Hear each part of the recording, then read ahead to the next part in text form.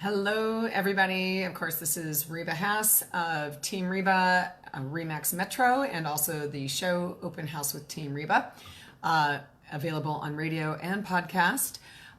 Just wanted to, use a conversation that I had earlier today with a new client and provide a little Team Reba tip here. Hey, Jonathan, how are you? We got into a discussion, and this is a first-time home buyer. Great family, can't wait to work with them, referred by a past client who was very happy with our services way back when, and got into a conversation. We had a copy of his pre-approval letter. And, unless you pulled out your calculator and started, running through some stuff, you didn't really know immediately if it was an FHA or conventional loan. And I started asking the customer if they knew which one it was. And lo and behold, actually he did not. And good. I'm glad you're doing great, Jonathan. Been fun seeing some of your photos lately. Looks like you guys are having a good time. Gorgeous as always out there at your place in Manette. Anyway, there's so much going on in the lending markets right now that it's really, I think, key that people understand exactly what kind of financing they're getting. And I think a lot of folks get intimidated sometimes by the discussion around financing. And it's funny. People will get online and start looking at houses a lot way before they really even think about the lending part, or they just kind of think the lending part magically occurs in some way. And frankly, understanding your lending is probably the number one thing that you should get before you even look for houses, because you can find online calculators, you can find all these different things that are out there that are like, yeah, you can get an idea of what you think you can buy. Not all of them are real accurate. Not all of them put in all the cost factors. They also don't know what your personal situation is in terms of your debt to income ratios, all this kind of stuff. There's many gotchas from the lending side. And one of the things that I think is important to really recognize is when you're looking at a comparison of FHA to conventional financing, the mortgage insurance involved.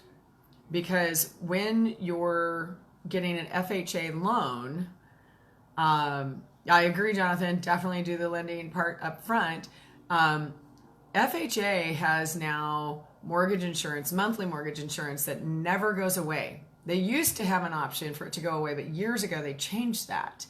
And so there's a monthly payment towards mortgage insurance as well as an upfront mortgage insurance payment. Now, some people don't recognize this part because many lenders, to try and not overwhelm people with the cost of that upfront mortgage insurance, because that mortgage insurance, it's a second kind, because you have the monthly that's still required, but then there's this upfront one, and that's 1.75% of your loan amount.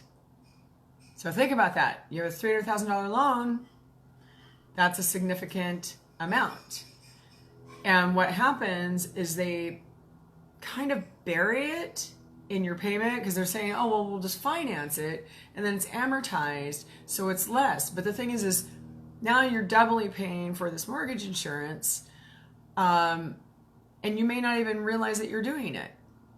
And you may have wanted the option to at least talk with your agent about, well, are there options for trying to negotiate, some closing costs that maybe will help you pay for those things. So I just ended up having a very long conversation with a new lender to me. I know who the company is, but it's a new lender in terms of the loan officer contact.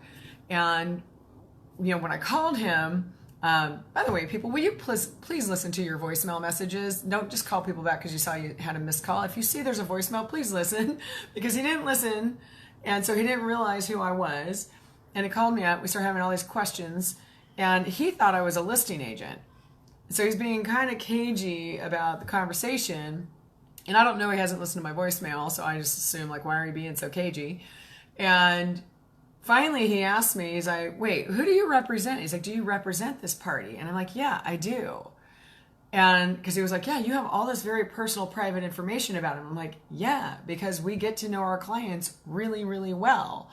And so my clients, the amount of trust you need to have with a real estate professional who's doing this for you, it's really important to know, can they talk finances? Not because we're trying to act like the loan officer. Not saying that anywhere close.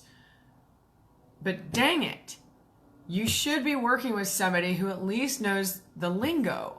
Because not only do I have this conversation where I had to press this particular person on the conversation about the credit scoring and why there was a choice between conventional and FHA. Because again, FHA mortgage insurance is permanent. If they hold on to this house 10, 20, 30 years, they're still paying on it. Doesn't matter if they get to a 20% equity position or not.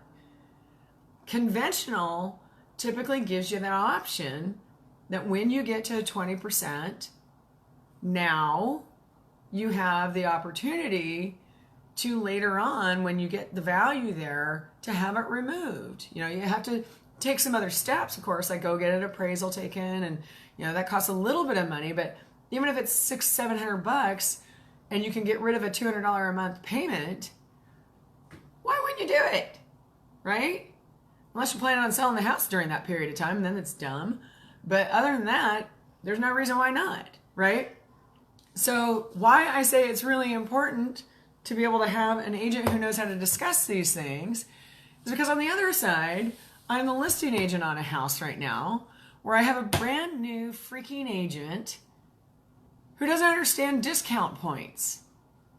And we're talking about trying to negotiate a transaction between our two parties, and she doesn't know what the flip she's talking about. I have to ask her to go and get permission from her customer to forward to me the content of the response from their lender, because I had to walk her through. Go and find out what, can they pay points? If the rate has gone to here, are points possible? If this guy's payment sensitive, is there something we can work out? Let's get into the nitty gritty of this. And, all I know is that she furiously wrote notes about all the things I was saying and then parroted them to the lender, who, thank God, of course, knows what I'm talking about. And then that person gave her stuff, and she had a bunch of notes, and she's got whatever email. And then she gets me on the phone, and she's like, I don't really know exactly what this means, and I want to go pound my head against a brick wall, because that's not helpful. It's not helpful at all if she doesn't understand what it means. Because we can negotiate, we can work it out if we understand the playing field. But when you're working with this person who isn't even familiar enough with the language, who do you have really representing you? So all I can say is, when you're looking at doing a transaction or even just having your house refinanced, there's so many questions that you should be asking these professionals who are now taking a very good look at your very personal financial information. And you really, really, really should understand what you're talking about. Don't just trust it to the professionals. Get educated on it. We have article after article and show after show that talks about these things. What you need to know, questions you need to ask, understanding the terminology.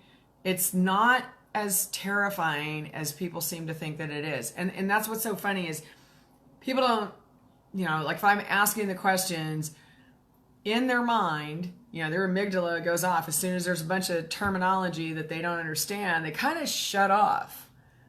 It's that fight, flight, or freeze. So their brain just kind of freezes, and they're like, well, you sound like you know what you're talking about, so I'm just going to pretend I do. And really, that is when you should start saying, you know what, I'm not sure I understand what that term is. Could you please explain that to me? There is absolutely nothing wrong with that. And if the person on the other end of that call or in front of you can't explain it to you in a way that you understand, either do more research and or maybe you're talking to the wrong professional. Maybe they aren't a professional. Maybe they're licensed or they work at a bank. By the way, we have plenty of shows where we talk about that too. Who you talk to at a big bank does not have to have the same education level as someone who's actually a licensed loan officer. So there's a bunch of differences between all of these. So it's just super, super important, you guys, to understand basic finances. Understand how interest rates impact you. Understand mortgage insurance, if it's going to be a part of whatever your package is. There's different ways that it goes. There's upfront mortgage insurance. There's split premiums. There's monthly plus an upfront. I mean, there's so many different iterations of these things. Typically, there's about 4. We actually have shows about mortgage insurance that we're happy to share. But in fact, maybe I'll go find one of them and tag it underneath this post so you guys can listen to it. But I mean, I'm sitting here within a 1 hour period, 2 different conversations. Me on the listing agent side on one side, looking at this buyer agent going, we could probably get your client and my client to be happy if you could at least understand what we're talking about. And on the other side, I've got a brand new buyer client who doesn't even know that his lender may have been sending him a direction that's going to cost him a shit ton of money over time. Using technical term there, shit ton of money. FHA permanent mortgage insurance is a shit ton of money over time, 30 years. He gave me an example that it might be like $257 a month.